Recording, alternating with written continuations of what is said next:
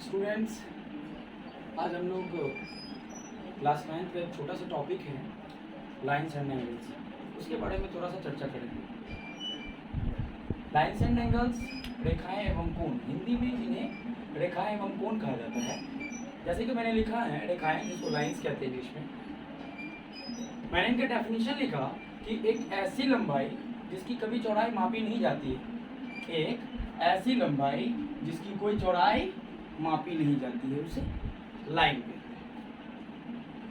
उसे जस्ट आगे है एक होता प्रतिच्छेदित रेखाएं, जिसको हम लोग इंग्लिश में इंटरसेक्टिंग लाइंस कहते हैं। क्या बोलते हैं?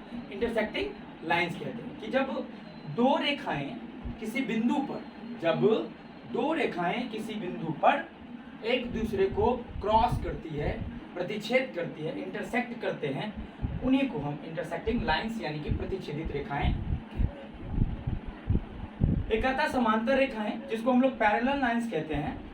कि समांतर रेखाएं जो होती है एक दूसरे को कभी प्रतिच्छेदित नहीं करती। समांतर कहने का मतलब कि इसके किसी भी पॉइंट के, इसके बीच की जो लंबवत दूरी हो, इन दो लाइनों के बीच की जो लंबवत दूरी होगी वो सभी जगहों पे, सभी पॉइंटों पे समान होगी, तो उनको हम लोग समांतर रेखाएं कहें। मैंने लिखा भी है कि जो एक दूसरे को कभी प्रतिच्छेदित नहीं करेगी वो हमारी समांतर रेखाएं कहलाती। फिर इसी की दौड़ में आगे बढ़ते हैं। कोण आता है, जिसको हम इंग्लिश में एंगल्स बोलते हैं। कोण कि जब दो किरणों के बीच जो झुकाव उत्पन्न होता है, दो किरणों के बीच जो झुकाव उत्पन्न होता है उसे हम लोग, तो कोण का फॉर्मेशन होता है, कोण बनते हैं। अब कोण के सिलसिले में आगे बढ़ते हैं तो आता है एक न्यून कोण, जिसको हम लोग एक्यूट एंगल बोलते हैं, जो greater than 0 degree less than 90 degree, मतलब 0 डिग्री से बड़ा और 90 डिग्री से छोटा, उसे न्यून कोण कहेंगे।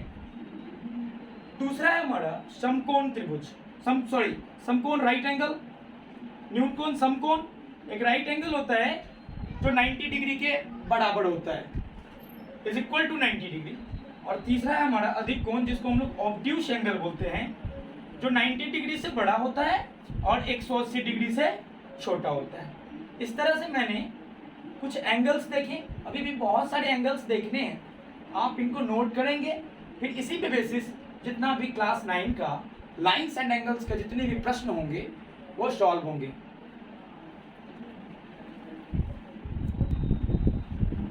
फिर हम लोग आगे बढ़ते हैं, फिर देखते हैं नेक्स्ट है हमारा ऋजु कोण, जिसको स्ट्रेट एंगल बोलते हैं। कि एक ऐसा एंगल जो 180 डिग्री के बराबर हो जाए। कितने डिग्री के बराबर हो जाए?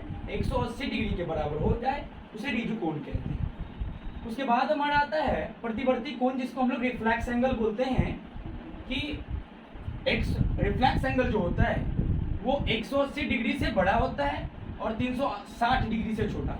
अभी जैसा कि मैं देखता हूँ कि ये एंगल x डिग्री फॉर्म हो रहा है, तो रिफ्लेक्स एंगल जो हमारा हो जाएगा ये हो जाएगा हमारा रिफ्लेक्स। इसीलिए मैंने बताया कि टोटल 360 डिग्री में से आप इस x डिग्री को घटा देंगे तो आपका रिफ्लेक्स एंगल आ जाएगा। जैसा कि आप देख रहे हैं, अगर सोचिए, मान लेते हैं कि अगर ये हमारा एंगल 30 डिग्री है, ये हमारा 30 डिग्री है, और बोलता है कि 30 डिग्री का प्रतिवर्ती एंगल निकालने के लिए, या जिसको रिफ्लेक्स एंगल बोलते हैं, तो हम लोग क्या करते हैं 360 डिग्री में से 30 डिग्री को घटा देते हैं, दैट इज 330 डिग्री। ये होता है रिफ्लेक्स एंगल। फिर उससे हम आगे बढ़ते हैं तो पूरक कोण आता है, जिसको हम लोग इंग्लिश में कॉम्प्लीमेंट्री एंगल्स बोलते हैं।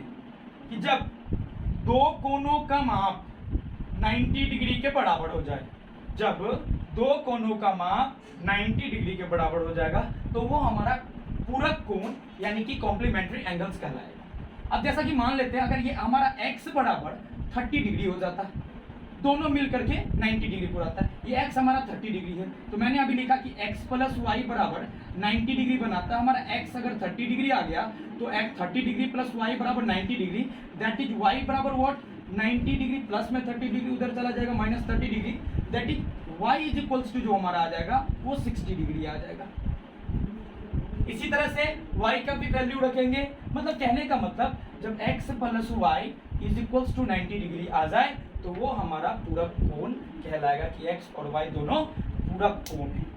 नेक्स्ट है हमारा समपूरक कोण, जिसको हम लोग इंग्लिश में सप्लीमेंट्री एंगल्स बोलते हैं। सप्लीमेंट्री एंगल्स कहने का मतलब कि एक ऐसा एंगल जिस दोनों का माप 180 डिग्री के बराबर, कितने डिग्री के बराबर हो जाए? 180 डिग्री के बराबर, चाहे वो ऊपर के सिरे से बने या नीचे के सिरे से बने, मतलब नहीं है, लेकिन 180 डिग्री के बराबर।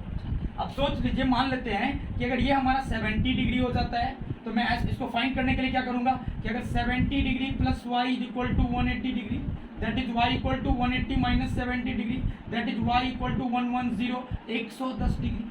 कितना इजी वे में हम लोग फाइंड कर पाते हैं संपूरक कोणों को, सप्लीमेंट्री एंगल्स। तो y और x हमारा सप्लीमेंट्री कहलाएगा कि जब दोनों का वैल्यू 180 डिग्री के बराबर आ जाता है, तो x और y दोनों का जो सम आता है 180 डिग्री, वो हमारा संपूरक कोण कहलाता है। नेक्स्ट है आसन्न कोण, जिसको हम लोग इंग्लिश में आसन्न कोण और हिंदी में इसको पड़ोसी कोण के रूप में भी जाना जाता है, जिसको हम लोग पड़ोसी कोण भी कहते हैं। कि जब a और b एक दूसरे का आसन्न कोण है, बगल में है, b और c भी एक दूसरे का आसन्न कोण है, लेकिन अगर वहीं पे बात की जाए कि क्या a और c एक दूसरे के आसन्न होंगे, कभी नहीं होंगे।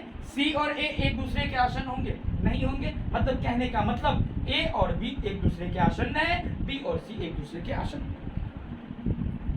फिर आता है नेक्स्ट टॉपिक है हमारा कोणों का रैखिक युग्म। कोणों का रैखिक युग्म किसी लाइन पे यदि तो एक साइड से बने या दूसरे साइड से बने। जैसा कि मैंने माना कि ये x है, ये y है और ये z है, तीनों का जो सम होगा वो 180 डिग्री के बराबर, तीनों का सम 180 डिग्री के बराबर हो जाए। जैसा कि मैंने आपको अभी बताया था कि ऋजु कोण जो स्ट्रेट एंगल होते हैं वो 180 डिग्री के बराबर होते हैं। चाहे तीन ही नहीं, ये चार भी बने, उन चारों का भी सम 180 डिग्री के बराबर ही होगा। चाहे पांच बने, उन पांचों का जो सम होगा वो 180 डिग्री के बराबर हो जाएगा। जैसा कि हम लोगों ने अभी बहुत सारे बात की, रेखाएं भी बात की, प्रतिच्छेदित रेखाएं पे बात की, पैरेलल लाइंस पे बात किया, एंगल्स पे बात किया, obtuse angle, acute angle, right angle, फिर हम लोगों ने स्ट्रेट लाइन के बारे में बात किया, फिर हम लोगों ने रिफ्लेक्स एंगल के बारे में बात किया, फिर हम लोगों ने कॉम्प्लीमेंट्री एंगल्स के बारे में बात किया, सप्लीमेंट्री एंगल्स के बारे में बात किया, एडजेसेंट एंगल के बारे में बात किया, और लास्टली पॉइंट मेरा कोणों का रैखिक युग्म के बारे में बात किया। कुछ और भी अनदर टॉपिक्स है जिनसे हमारे 9th के जितने भी बेसिस प्रश्न हैं लाइंस एंड एंगल से रिलेटेड वो सारे बनेंगे, वो हम अभी देखते हैं।